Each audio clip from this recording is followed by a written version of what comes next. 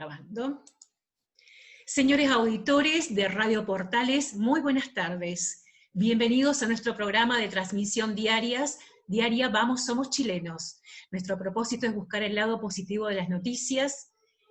Agradecemos a nuestros controladores, don Luis Salinas y Mario Salazar, quienes hacen posible esta transmisión. Como todos los miércoles, estamos con el señor Héctor Salazar. Muy buenas tardes, Héctor, ¿cómo estás? ¿Cómo estás, Nil? Un gusto saludarte. Buenas tardes a nuestros oyentes de la región, especialmente de mi comuna, Quilpué. Y bueno, hoy día tenemos ya un nuevo ciclo de entrevistas y tenemos una... ¿Qué entrevistas hemos tenido realmente y vamos a seguir teniendo? Sí, claramente. Tenemos una estupenda amiga que nos ha querido acompañar en una semana importantísima para el destino de Chile. Claramente estamos jugando los últimos días para que el país tome una decisión vital en su desarrollo como país, y nosotros como ciudadanos, y en especial para nuestra familia y nietos. Vamos a tener una conversación con la señora Vanessa Kaiser. Ella es doctora en ciencia política y además es doctora en filosofía, ambos doctorados en la Universidad Católica, y además es periodista de la Universidad Finisterrae. Ha tenido una serie de actividades en centros de estudio de alto nivel, como el Centro de Estudios Libertarios, es directora de la Fundación País Justo, y además es una persona muy versada en temas de política, por lo tanto para nosotros es fundamental conversar con ella a 4 días del plebiscito. Vanessa, bienvenida y gracias por estar con nosotros. Gracias, Nil, gracias, Héctor, gracias a todos tus auditores. Espero poderles hacer un aporte justamente en estos momentos tan álgidos que, como ustedes dos mencionan, vale la pena reflexionar. Claramente estamos en un periodo vital. Tú has hecho una serie de programas, ¿no es cierto? Podemos revisar en YouTube programas muy interesantes desde tu punto de vista, ¿no es cierto?, las especialidades de la ciencia política, de la filosofía. ¿Cómo tú estás apreciando en estos momentos lo que está pasando en Chile?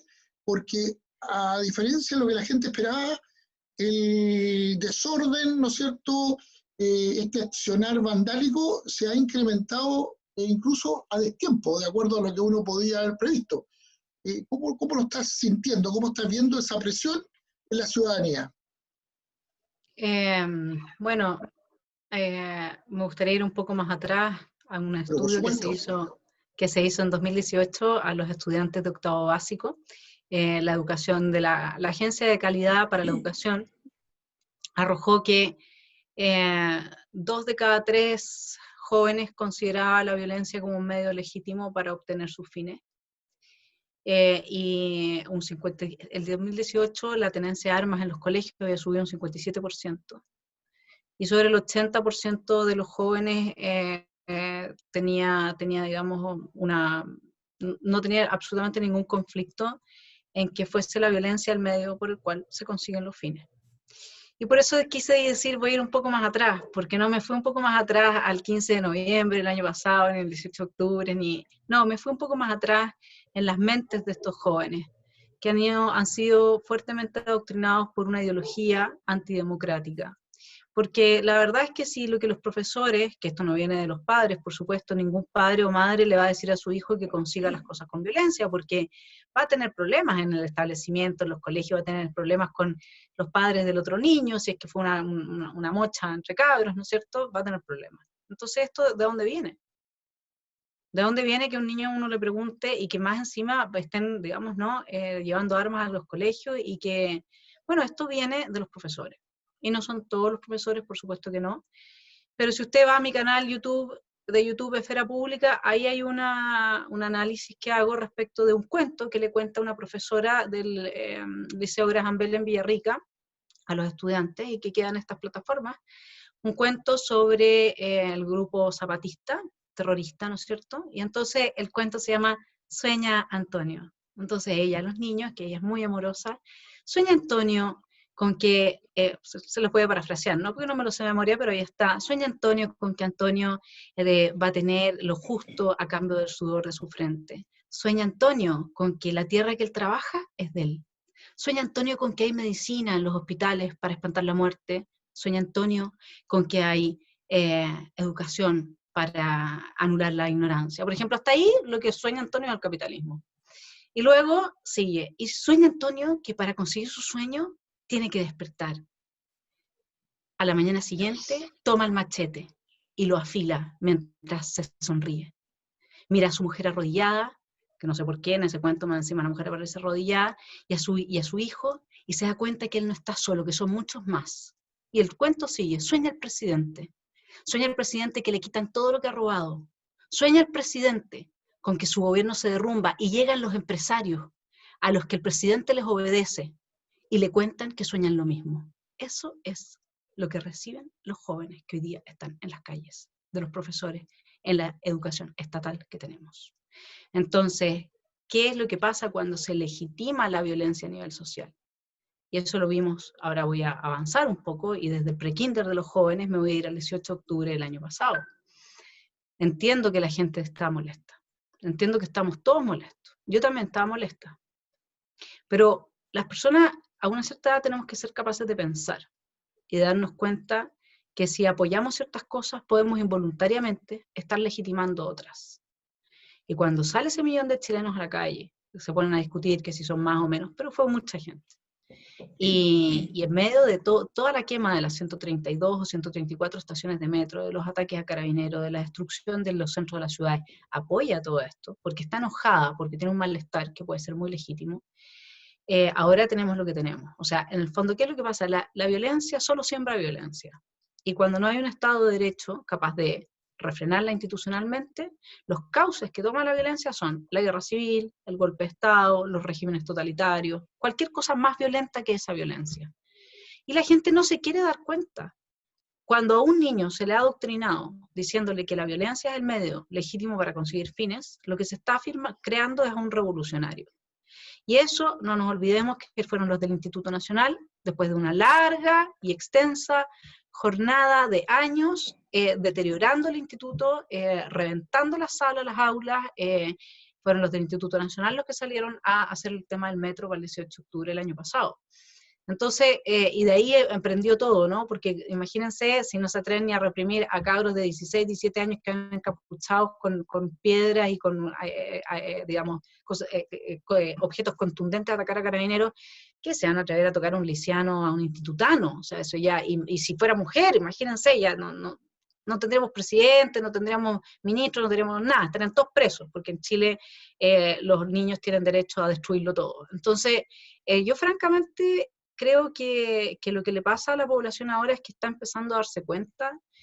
Ahí yo pensaba en Kramer, por ejemplo, que el año pasado para el Festival de Viña, ¿no es cierto?, él legitimó, él honró a la primera línea, a pesar de que lo habían atacado antes de entrar a hacer su show. O sea, de una genuflexión, pero ya totalmente extrema. Yo creo que la gente está empezando a darse cuenta que efectivamente la violencia no es aceptable, la violencia nunca es aceptable. Luego podemos discutir todo lo que ustedes quieran desde distintas veredas ideológicas, no hay problema, pero la violencia no es parte del juego democrático, y si nuestras instituciones no son capaces de poner un freno porque están capturadas por gente que comparte esa ideología, que cree que a través de la violencia se tiene que llegar al poder, entonces nos espera un futuro muy oscuro.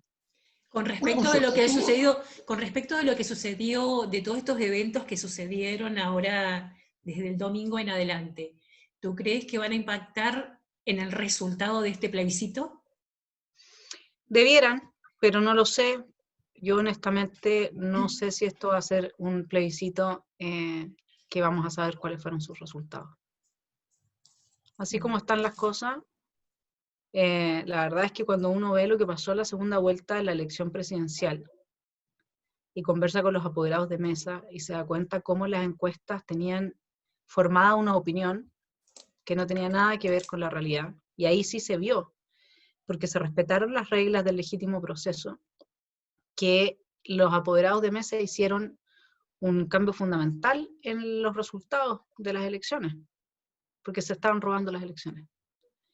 Y si eso ya está instalado como hábito en este país, cosa que no lo sé, es mi duda, por eso es que digo no lo sé, no estoy acusando, no estoy diciendo nada, digamos, pero yo no sé si es que el gobierno estaría dispuesto a aceptar que ganó el rechazo. Compleja postura. compleja postura. Claramente ahí se produciría algo muy, muy difícil de manejar. Pero yo quiero volver a algo que tú mencionaste al comienzo de tu respuesta a la pregunta anterior. Tú dijiste, esto de la violencia no lo generarían o no lo propondrían los padres a sus hijos. Pero ¿qué hacen los padres en este escenario?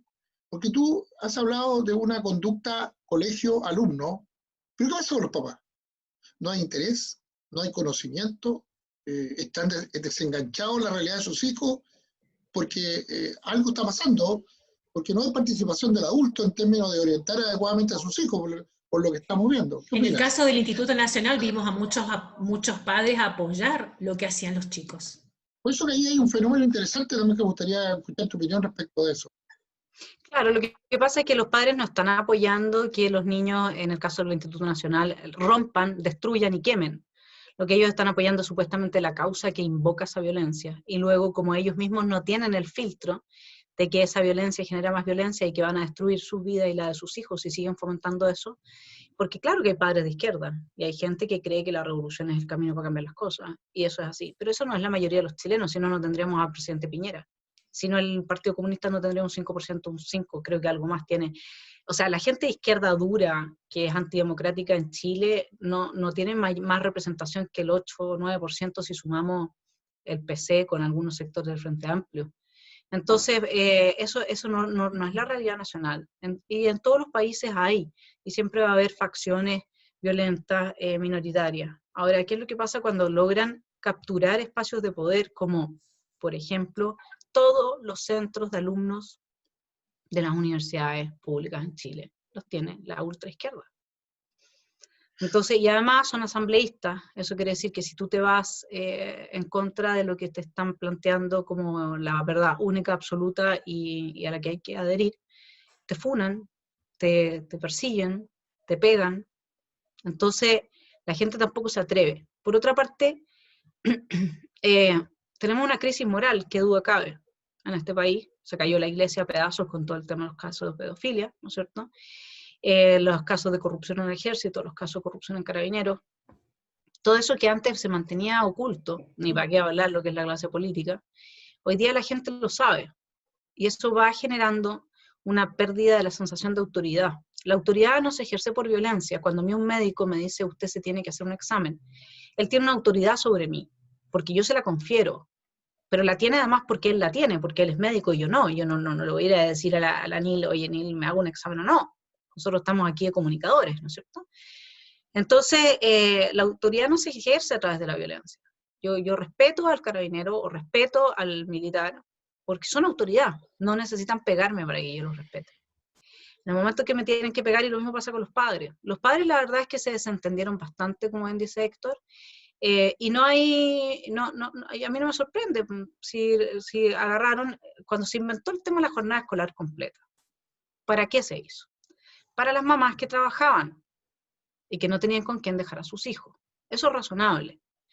Pero ¿qué es lo que hicieron? Agarraron a todos, desde la gente más rica hasta la gente más pobre, y las encerraron en los colegios de jornada escolar completa.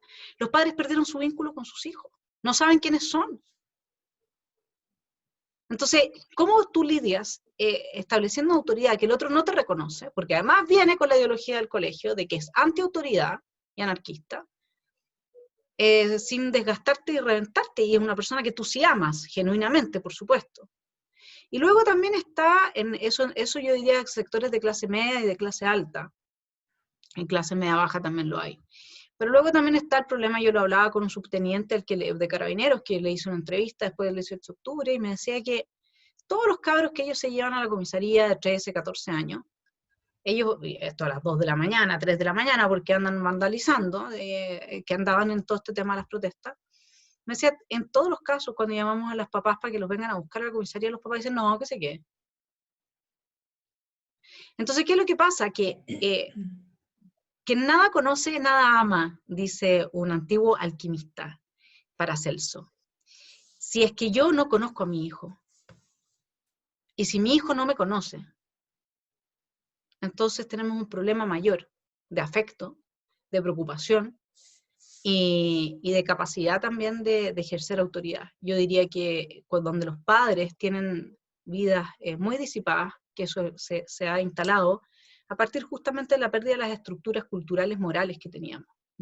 Sobre todo el tema de la religión, el tema de las instituciones, etc. Entonces todo se transformó en un hedonismo del fin de semana en el mall.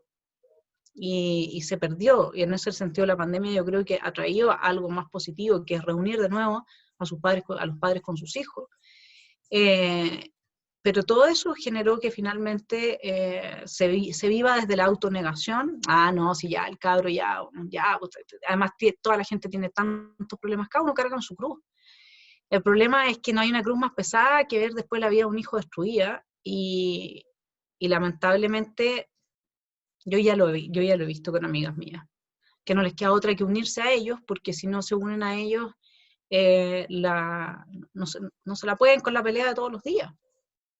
Entonces, yo creo que por ahí va.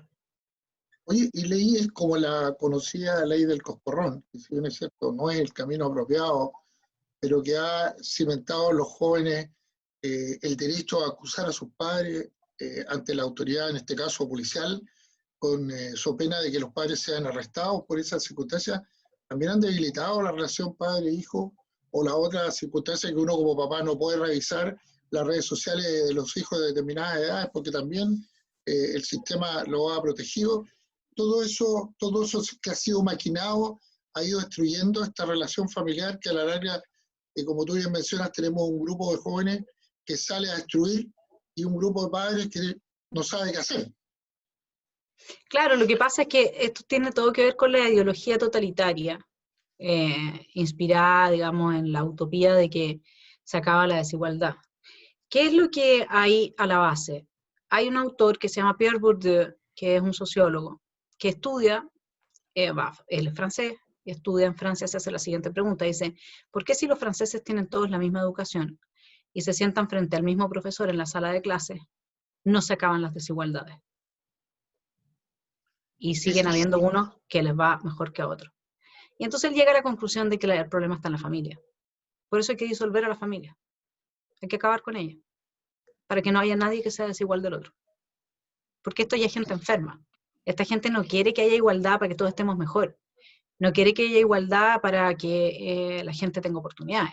No quiere que haya igualdad. No, ellos quieren igualdad porque quieren tener a un rebaño de seres humanos disponibles para esclavizarlos, como pasa en China, en Norcorea, en todos los países que tuvieron socialismos reales.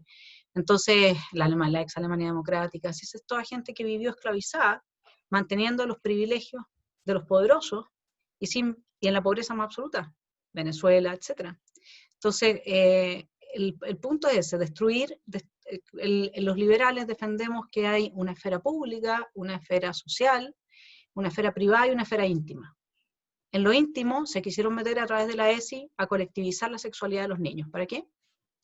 Para que los niños no tengan esa experiencia de un yo soy, y es mi cuerpo. Ustedes saben que los liberales parten de la base que la propiedad existe porque es innegable que el cuerpo de Neil es de ella y que no puede llegar nadie a sacarle la córnea si es que le falta, digamos, ¿no? Bueno, ellos quieren disolver eso. Y además también hay otra cosa detrás de la ESI, que es que hay dos autores de Deleuze y Guattari que te hacen un libro que se llama El Antiedipo. Y en ese libro lo que ellos muestran es que hay un sujeto que es funcional al capitalismo. ¿Qué es lo que es el capitalismo? Ahorrar e invertir en bienes que producen más bienes y dar trabajo. Es una praxis, no es una ideología. ¿Y quién es capaz de ahorrar? Bueno, el que es capaz de contener su deseo de gastar y de consumir, ¿no es cierto? Entonces, miren lo feo que es esto. ¿Qué es lo que ellos plantean? Hay que destruir en los niños la capacidad de contener sus deseos, de reprimir sus deseos. Los deseos tienen que ser liberados. ¿Cómo aprende el niño que hay un límite a sus deseos? Bueno, que si tiene deseo sexual con su mamá, entonces no. Con su hermana, entonces no. Entonces ellos, al disolver a la familia y al destruir las contenciones y las barreras que pone la familia, lo que pretenden tener es un niño que no sea funcional al capitalismo, es decir, que no sea capaz de ahorrar. No sé si se entiende. Como el niño aprende límites en su sexualidad respecto de la relación de sus padres y genera 3 contenciones. Esto yo lo hablaba con un psicólogo clínico. El asco, el miedo y la vergüenza. un niño bien educado en su familia tiene 3 contenciones frente a un abusador sexual, frente a un pedófilo. Y el psicólogo clínico lo que busca, cuando cree que hay un caso de esa índole, es averiguar si es que siente asco frente a alguna situación que tuvo con un mayor, vergüenza o miedo, ¿ya? Ahora, ¿qué pasa cuando tú esa situación, que es muy rara, ¿no es cierto?, de la pedofilia, la haces normal, la metes en la sala de clase, en que el profesor está ahí, en que viene una persona, digamos, que es trans, y le muestra a los niños de kinder que tiene pene y tetas en un mismo cuerpo. Entonces tú lo que haces es normalizar algo que en ausencia de esa normalización y producto de las contenciones que le da la familia a un niño acusa y un psicólogo clínico puede detectar. Por lo tanto, la ESI lo que promueve es la pedofilia, literalmente. Entonces, ¿y eso para qué? Para tener un sujeto que haya liberado psicológicamente todos sus deseos, de modo que no sea funcional al capitalismo, no sea capaz de ahorrar, y entonces no representa un desafío. Como ven la familia, el sujeto, el individuo, en el caso de los niños, están siendo bombardeados fuertemente desde esta ideología. Después uno se va con todo lo que son las instituciones intermedias, que son las sociales, entre el Estado y el individuo, que nos protegen a los individuos del Estado, como puede ser la iglesia, como puede ser, qué sé yo, agrupaciones de esto mismo que estamos haciendo nosotros, universidades, gremios, colegios médicos, etc. Bueno, todo eso, la izquierda ha buscado sistemáticamente la jefatura. Tu colegio de profesores, colegio médico, todo está invadido por la izquierda. No hay nadie en el poder que no sea estrictamente izquierda. Un buen trabajo de joyería. Buen trabajo de joyería. Y de ahí, para terminar de rematar ese trabajo de joyería, capturaron el Poder Judicial. Nuestro fiscal nacional es de izquierda, claramente, y es ex-Mapu, es un hombre que ha dicho abiertamente que una colusión del TISU equivale a 1000 portonazos, y que la diferencia de los 1000 portonazos es que son jóvenes que no han recibido lo que sí recibieron los gerentes de las empresas que se coludieron con el tema TISU. O sea, él ha avalado el derecho a robar, él ha avalado la violencia sistemáticamente y sin asco, y no tiene ningún problema decirlo con trajes que uno mira su tela y dice, esto está al nivel de Hugo Boss. O sea, son trajes carísimos. Ahí él no tiene ningún problema. Entonces, que es la típica de la izquierda, además, que viven en estas incoherencias fantásticas, sí, en que critica, como Gatria, que critica la educación privada, pero tiene a sus hijos en el colegio más caro de Chile. Entonces, bueno, ya, así estamos. Y entonces, bueno, entonces tenemos al individuo en el colegio, tenemos a la familia atacada, tenemos las instituciones intermedias, tenemos luego la institucionalidad estatal capturada. ¿Qué nos queda? Sí, esto es un golpe con guante blanco. Absolutamente. Absolutamente. Querida Vanessa, en realidad el tiempo ha volado escuchando tu interesante respuesta a nuestras inquietudes. Sumamente pero interesante.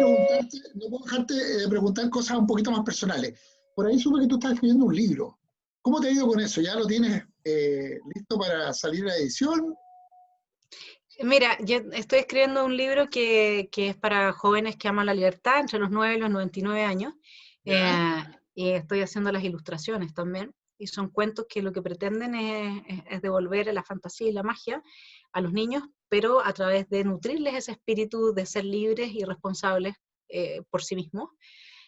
También voy a relanzar, hice un lanzamiento muy breve de un libro que escribí que se llama Que no te rompan el corazón. Y ese libro que lo tengo acá, bueno, lo voy a relanzar. Es un libro para mujeres que sufren, que se enamoran, y que sufren, y que luego se quedan con una herida que el feminismo, el neofeminismo, usa a su favor, para que las mujeres entendamos que los hombres no son malos. De los 8 arquetipos de las historias que hay, solamente uno es malo, y siempre también está, y lo contrasto con la mujer, que también es mala, ¿no? O sea, como en este tipo de relaciones muy tóxicas, el cabrón. Así es que, y este es un libro que también tiene por finalidad liberar, ¿no?, a las mujeres de esta idea de que porque sufrimos por amor, luego los hombres son malos. No, somos todos seres humanos y los hombres también sufren por amor. Así es que, y bueno, ahí estamos, espero avanzar en ese otro libro. De hecho, ahora hoy día he estado todo el día en eso, trabajando en esos cuentos y tenerlo lo antes posible con los dibujos. Qué bueno. Oye, agradecemos tu visita.